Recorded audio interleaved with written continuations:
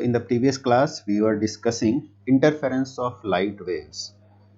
Interference of light waves का क्या मतलब है? जब दो या दो से ज़्यादा लाइट वेव्स किसी मीडियम में चलती हैं एक साथ, तो मीडियम पार्टिकल्स का जो नेट डिस्प्लेसमेंट है वो इंडिविजुअल वेव्स की वजह से होने वाले डिस्प्लेसमेंट्स का वेक्टर सम होता है। ये बात प्रिंसिपल ऑफ सुपरपोजिशन से आती है और इस सुपरपोजिशन की वजह से जो मीडियम पार्टिकल्स का नेट डिस्प्लेसमेंट है वो हम कैलकुलेट करते हैं। तो अगर दो लाइट वेव्स हों, जैसा हमने पिछले क्लास में डिस्कस किया था, यहाँ कैलकुलेशन भी किया था, दो इंटरफेरिंग लाइट वेव्स हमने लिए थे और उनको प्रिंसिपल ऑफ सुपरपोजिशन के अकॉर्डिंग हमने नेट डिस्प्लेसमेंट निकाला, y1 प्लस y2 किया। y1 is the displacement due to first wave and y2 is the displacement due to second wave. Then after this much calculation we got the resultant amplitude of the wave, यानी कि जो दो waves एक साथ चलेंगी उनके superposition के बाद, यानी उनका आपस में इंटरफेरेंस होगा, उसके बाद जो net displacement of medium particle की इक्वेशन आएगी, उससे हमने एम्पलीट्यूड ऑफ रिजल्टेंट वेव निकाला था। ठीक है, ये इक्वेशन नंबर 6 और इक्वेशन नंबर 5 में एम्पलीट्यूड ऑफ रिजल्टेंट वेव हमें मिलता है और 6 जस्ट उसका स्क्वायर है। तो स्क्वायर वाली फॉर्म में हमने क्यों लिखा है, उसके पीछे एक लॉजिक ये है कि अब हम क्योंकि लाइट वेव्स की बात कर रहे हैं, तो जैसा इंटरफेरेंस में बोला गया था कि स्क्रीन पर हमें कुछ जगहों पे ब्राइट स्ट्रिप्स मिलते हैं, कुछ जगहों पे डार्क स्ट्रिप्स मिलते हैं। तो जो ब्राइट और डार्क का पैटर्न हमें मिलता है, इसका मतलब है कि कुछ जगहों पे लाइट की इंटेंसिटी बढ़ जाती है और कुछ जगहों पे लाइट की इंटेंसिटी घट जाती है। इवन जीरो भी हो सकती है, बिल्कुल डार्क भी हो सकता है और अदरवाइज इंटेंसिटी कम या ज़्यादा भी हो सकती है। तो किन केसेस में कंप्लीटली डार्क हो जाएगा, किन केसेस में सिर्फ इंटेंसिटी घट जाएगी, वो हम इस इक्वेशन नंबर 6 को फर्दर प्रोसीड करके समझ सकते हैं।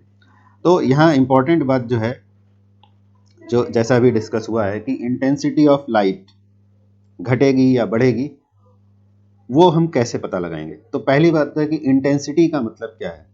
तो जैसे 11th क्लास में भी तुमने पढ़ा था कि वेव में जो स्टोर्ड एनर्जी होती है, वेव जब किसी मीडियम में ट्रैवल करती है तो उसके साथ एनर्जी भी ट्रैवल करती है। तो energy carried by a wave, energy carried by a wave is directly proportional to square of its amplitude. ठीक है, अगर सिंपल हार्मोनिक वेव की बात करें तो एनर्जी की वैल्यू आती है 4 पाई स्क्वायर एन स्क्वायर ए स्क्वायर। ठीक है, यहाँ पे n तो होता है फ्रीक्वेंसी ऑफ वेव और a है एम्पलीट्यूड ऑफ वेव। तो ये जो हमने कैलकुलेशन की है ये भी सिंपल हार्मोनिक वेव को लेकर ही की है। तो ये वाली कैलकुलेशन से हमें इस रिलेशन को एसोसिएट करना है, किसको, कि energy carried by a wave is directly proportional to square of amplitude of the wave. इसीलिए ये जो रीजन था इक्वेशन नंबर 5 को स्क्वायर फॉर्म में लिखने का, यानी कि इक्वेशन नंबर 6 है, यानी एम्पलीट्यूड का स्क्वायर, रिजल्टेंट वेव के एम्पलीट्यूड का स्क्वायर, वो हमने इसीलिए लिखा था क्योंकि हमें इसे इंटेंसिटी के साथ एसोसिएट करना है। इंटेंसिटी का मतलब है, अब लाइट वेव के टर्म्स में अगर बोलेंगे तो यहाँ एनर्जी की बजाय हम इंटेंसिटी टर्म भी यूज कर सकते हैं। ठीक है, लाइट वेव में कितनी एनर्जी है उसको इंटेंसिटी के टर्म्स में भी बताया जा सकता है। अब इंटेंसिटी का मतलब ऐसे समझो जैसे हम उसको अपने डेली लाइफ में, यानी जो डेली लाइफ की जो हमारी कन्वर्सेशन की लैंग्वेज है, उसमें इंटेंसिटी का मतलब ब्राइटनेस से भी लगा सकते हैं कि लाइट की ब्राइटनेस क्या है। अगर एक सरफेस के ऊपर एक बल्ब लगा दें तो उस सरफेस पर जो लाइट इंसिडेंट हो रही है तो उससे क्या होगा, सरफेस इल्यूमिनेट हो जाएगी, चमकने लगेगी। तो कितनी ब्राइटनेस आ रही है सरफेस पर, ठीक है, that is denoted by intensity. So intensity of a light wave, after this much discussion we can say intensity of a light wave is directly proportional to square of its amplitude। ठीक है, amplitude के square के directly proportional है और intensity is proportional to amplitude square. ठीक है, इस relation, इस डिस्कशन के बेसिस पर हम अपने इक्वेशन 6 को अब आगे लेकर चलते हैं। तो इक्वेशन 6 में हमने क्या देखा कि जो रिजल्टेंट एम्पलीट्यूड है जो दो वेव्स के इंटरफेरेंस से बन रहा है, उसके लिए ये रिलेशन आया, रिजल्टेंट एम्पलीट्यूड का square is equal to square of amplitude of first wave square of amplitude of second wave 2a1 a2 cos phi, ये रिलेशन आया। Since intensity is proportional to square of amplitude, so in this equation we can write, या फिर एक line और लिख लो तो और अच्छे से समझ में आएगा। प्रोपोर्शनलिटी घटाने के लिए अगर हम एक कांस्टेंट लिख लें, ठीक है, k इंटू एम्पलीट्यूड स्क्वायर, तो a स्क्वायर क्या चीज है, a स्क्वायर रिजल्टेंट एम्पलीट्यूड है, तो a स्क्वायर के प्रोपोर्शनल कौन हो जाएगा, a स्क्वायर के प्रोपोर्शनल हो जाएगी रिजल्टेंट इंटेंसिटी।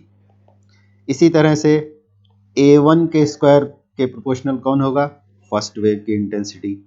इसी तरह से a2 स्क्वायर के प्रोपोर्शनल कौन होगा, सेकेंड वेव की इंटेंसिटी, ठीक है।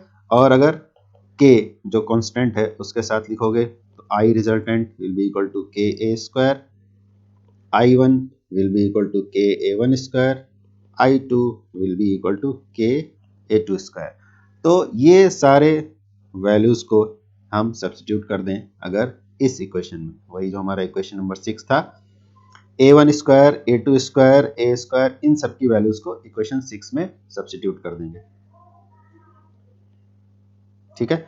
तो क्या हमें मिलेगा, तो हमें मिलेगा I resultant is equal to I1 plus I2 plus 2 root I1 into root of I2 into cos phi. आई बात समझ में?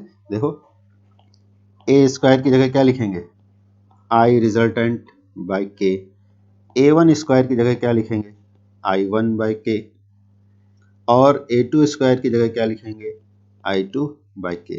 तो ये सारी वैल्यू सब्स्टिट्यूट करेंगे और 1 बाई के 1 बाई के 1 बाई के, ये यहाँ से सब जगह से डिवाइड हो जाएगा।